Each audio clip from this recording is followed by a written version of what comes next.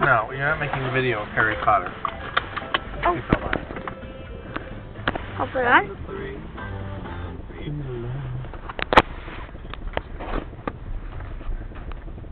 Yes. Stop.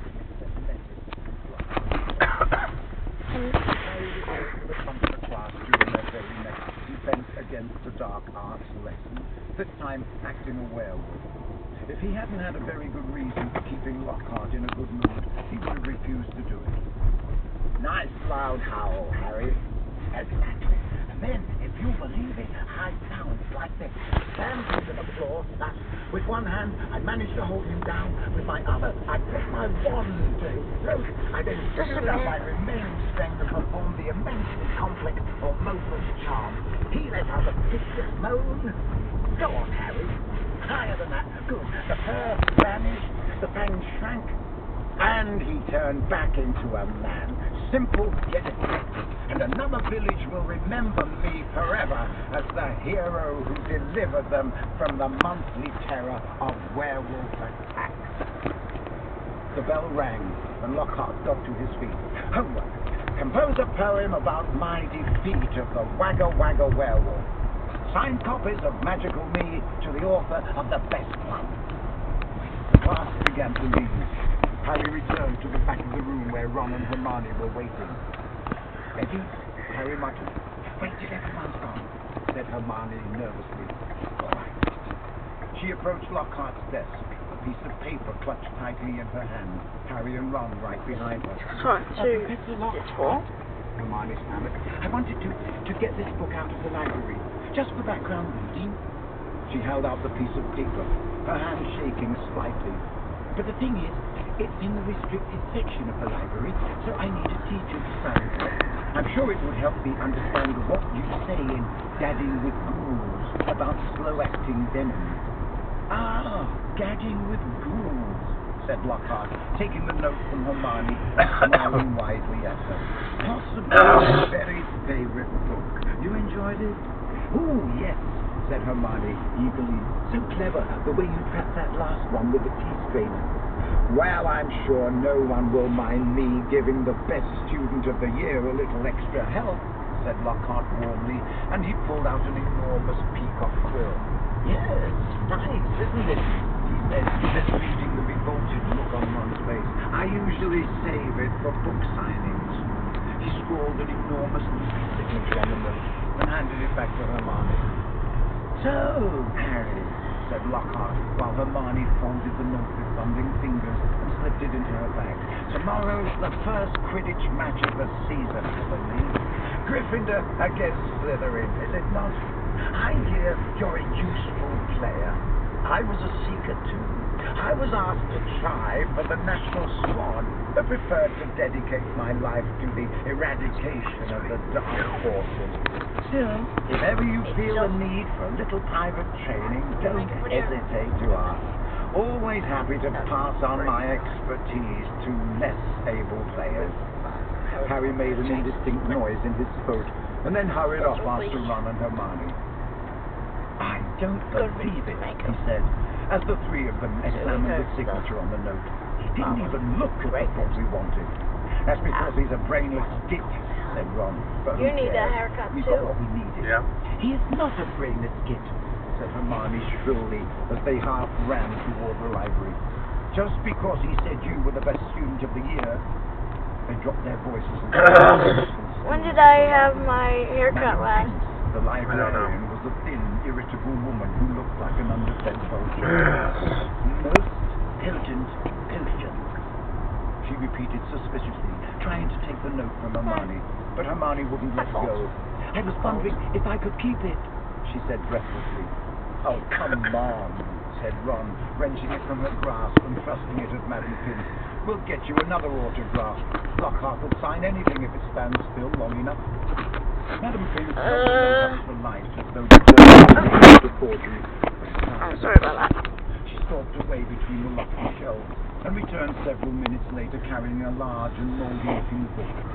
Hermione put it carefully into her bag, and they left, trying not to walk too quickly or look too guilty.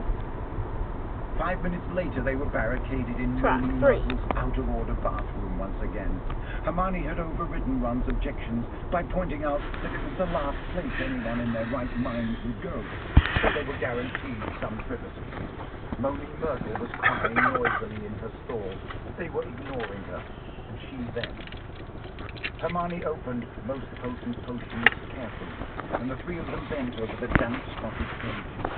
It was clear from a glance why it belonged in the respective section. I need my Some of the elbow. potions had effects almost too gruesome to think Can you about. move? And Can there you were move some your very elbows unpleasant to my elbow? illustrations, including a man who seemed to have been turned inside out, and a witch sprouting several extra pairs of arms out of her head.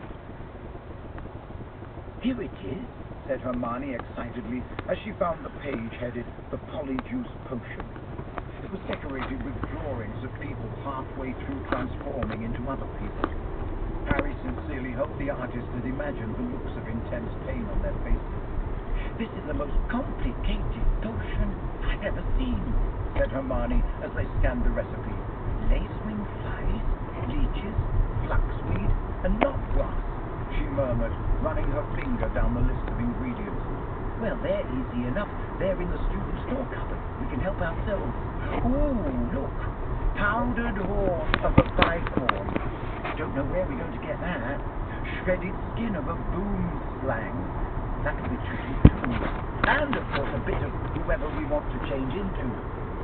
Excuse me? Said Ron sharply. What do you mean, a bit of whoever we're changing into? I'm drinking nothing with crab's toenails in it. Hermione continued as though she hadn't heard it. We don't have to worry about that yet, though, because we add those bits last. Ron turned speechless to Harry, who had another worry. Do you realize how much we're going to have to steal, Hermione? Shredded skin of a boomslang? That's definitely not in the students' cupboard. What are we going to do? Break into Snape's private stores? I don't know if this is a good idea. Hermione shut the book with a snap. But if you two are going to chicken out, fine, she said. There were bright pink patches on her cheeks, and her eyes were brighter than usual. I don't want to break rules, you know. I think threatening Muggle-borns is far worse than brewing up a difficult potion. But if you don't want to find out if it's Malfoy, I'll go straight to Madame Pince now and hand the book back in. I never thought I'd see the day when you'd be persuading us to break rules, said Ron. All right, we'll do it, but no toenails, okay? How long will it take to make, anyway? Said Harry, as Hermione, looking happier, opened the book again. Well, since the flaxweed has got to be picked at the full moon, and the lace wings have got to be stewed for 21 days, I'd say it'll be ready in about a month, if we can get all the ingredients. A month? Said Ron. Malfoy could have attacked half the Muggle-borns in the school by then. But Hermione's eyes narrowed dangerously again, and he added swiftly, but it's the best plan we've got, so full steam ahead, I say.